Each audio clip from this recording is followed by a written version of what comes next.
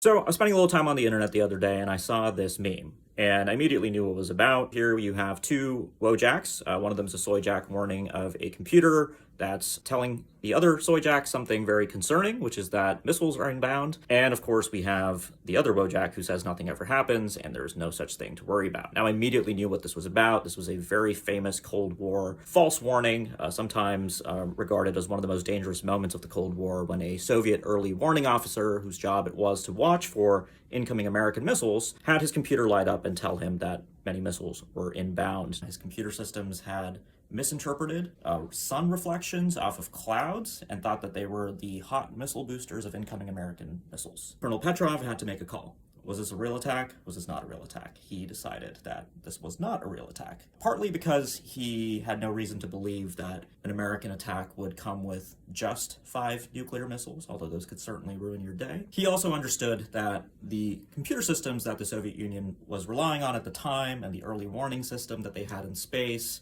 were generally not very reliable. This was something I've heard firsthand from analysts in Russia who know this period far better than I do. The meme tells us, I think, something really important about nuclear war. It's not that nothing ever happens, although it is true that we haven't had a nuclear war since 1945. But of course, the risk of a nuclear conflict breaking out can never be zero for nuclear deterrence to work. Deterrence is basically what makes the countries that have nuclear weapons feel secure. And so it's not that Colonel Petrov believed nothing could ever happen. He later in his life said that he thought there was a 50-50 probability that this might have been a real attack, but that he trusted his gut. So how might a future Colonel Petrov react to this kind of situation? One of the things I spend a lot of time thinking about is how computers are fundamentally affecting the ways in which human beings relate to the use of technologies in complex settings, including within military organizations. So if a future Colonel Petrov grew up in a world where he was using ChatGPT as a child, went everywhere guided by the GPS on his smartphone, maybe he's just fundamentally a lot more trusting of what computers have to say,